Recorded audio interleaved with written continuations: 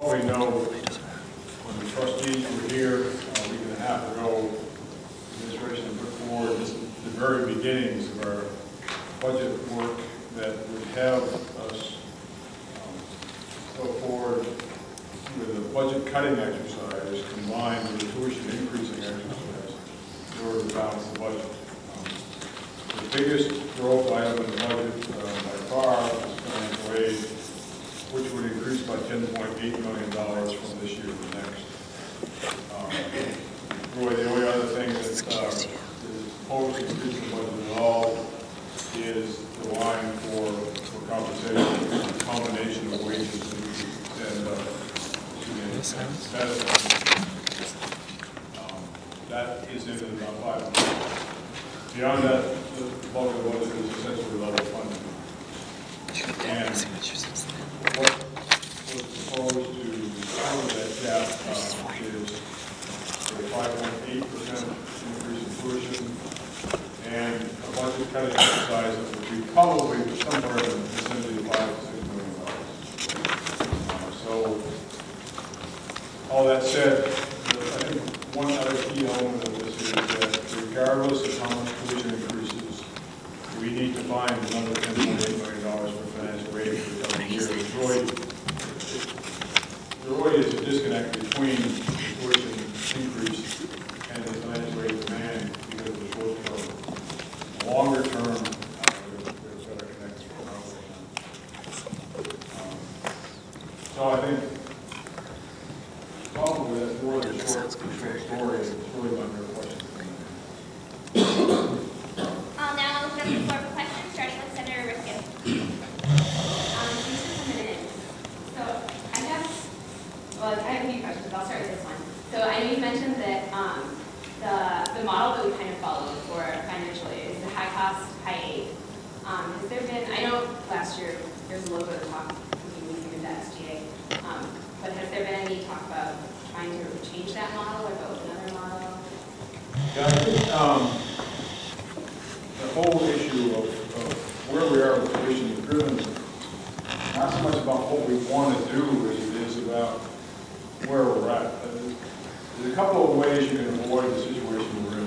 You could be a public institution and get a lot of money from the state that you're in, and there are such institutions. Some institutions get 40, 45, 50% of the money operated institution from state government. In our case,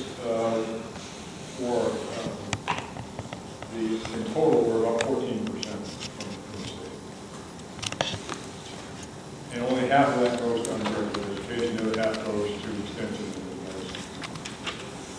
So we're only about 7% of our budget overall for undergraduate education comes from the state.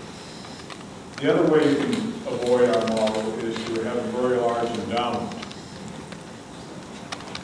Be Harvard, Princeton, Yale, and get a lot of money from the return. We don't have that either. Our budget, our endowment is $330 million. So, in some ways, the next choice is about the quality of the educational experience. What's left is we can either have a less expensive operation, or we can have much larger classes. We can have facilities that are not in this good shape, and obviously first we need to do more with our facilities, not less. But so there are trade-offs. So every day I'm always trying to figure out how do we get other revenue streams coming in? What other things can we do? One of the things we talk about these days is whether or not we should consider, I think I mentioned this maybe perhaps once before, trying to do more with online education to get a revenue stream coming in that doesn't require as much infrastructure. It's less expensive to do.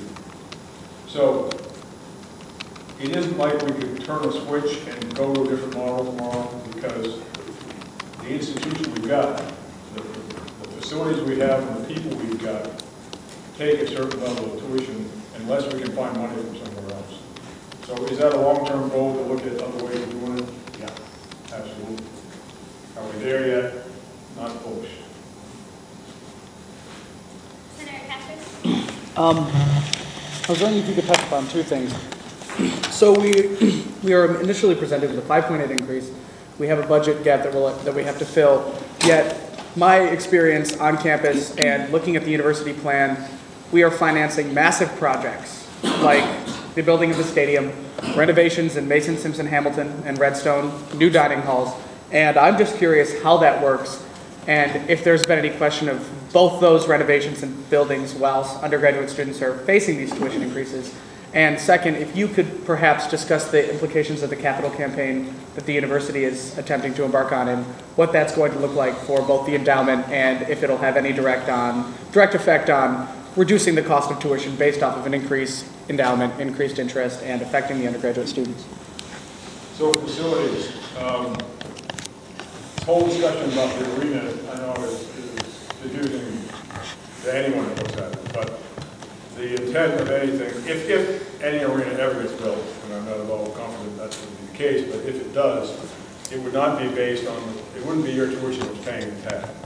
Okay.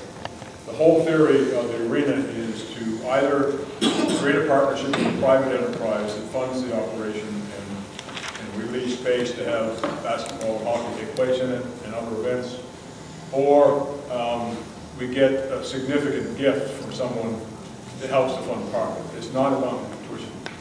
The renovations in the dining halls and in the residence halls, again, is not paid for by the tuition at all.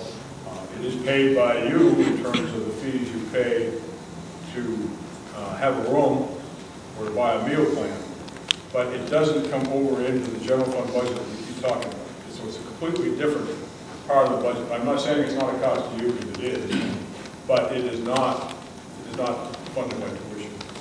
In terms of the capital campaign, the current preliminary goal is for it to be an 8-year campaign in which $500 million will be raised. Now, that's $500 million. It's a lot of money. But the problem with gifts like that are that generally donors say, we want to give you money to fund this program over here, or to do this small building project over there. They don't say, we're going to give you $500 million and you can take the return on it and provide more financial aid or reduce tuition.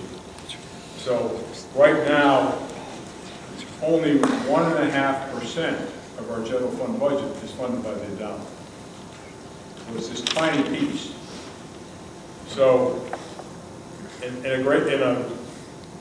probably in the perfect place, but as good as we could probably get out of this campaign, maybe we triple that, maybe we quadruple it. But when we're done, we're still only getting 6 or 7% of the general fund budget out of the endowment. The donors, in essence, what we call, they restrict their gifts for a particular purpose. And unfortunately, sometimes those gifts actually cost us more money, where it doesn't fully fund what they want to do. So we need to come up with, if we decide to take the gift, we have to come up with more money to back it. All right, Senator Mencken.